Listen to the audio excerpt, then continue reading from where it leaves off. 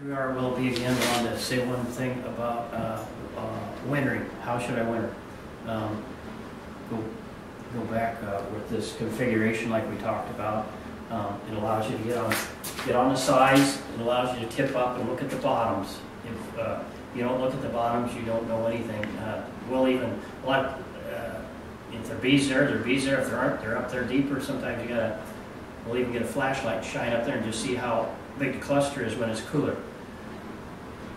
And now how does this work into when we get to the fall and want to go into winter? What we do then is that we got them up to weight, and we're just ready to pack them up for the winter. So what we do is, they say you used to put holes in these things, but kind of got away from that. And so we think it's best just to have a lid. In this particular case, it's what they call a shingle lid, and it's fairly thick, but it basically just has about a 1/2 inch by 3/8 hole, and it's the same dimension as the hive, as the box. Let me just put those things. These particular ones have just a hole in the top, which was for a feeder, but that doesn't matter. You could get a piece of plywood and just route, or cut a hole. It doesn't have to be just a hole there. And then we use these. You can still buy them now at the bee supply place. It's just called the single hive wrap, and we just put it on there like that. And that flap goes down like that. This flap goes down like this, and they're pretty easy to handle. And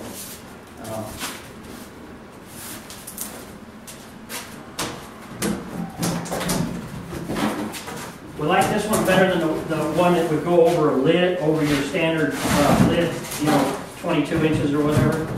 Those seem to be kind of hard to get on and off in the end. It seems like this smooth, no extra corners. This tight part seems to work best. Now this particular one, it's all the way down. What you have to do is just cut it off so you can see the bottom part of the hive. And then where we had these little 1/2 inch holes here, you just need to cut a hole out so you can see it. I'm a little bit high. Make a hole like that. Have this thing elevated. Cut it off so it's about like such. And the reason it's probably coming down is we put a piece of 3/4 inch foam on top of that lid. And then the other little trick is we said about screwing those bottom boards down, maybe so they don't shift on you when you go to tip up. But in the end, for winter, we found one of the best things you can do as far as bees are concerned is put these packs on them, put an upper entrance on them, reduce this entrance down here, and then just shove them together.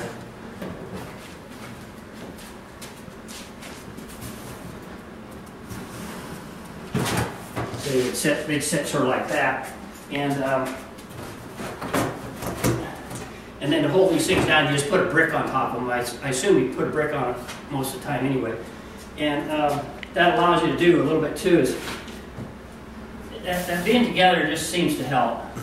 And if your bottom entrance is one's here and one's over here, you don't get much drift. If you get more than 2 in a line, they start wanting to drift in the wintertime or in the latter part of the winter. And you can always, even with them kind of squished together, you can always take this off and at least see the top. And really that's about all you need to mess with during the wintertime. But that's the way I would go into the winter, then have that aiming to the south.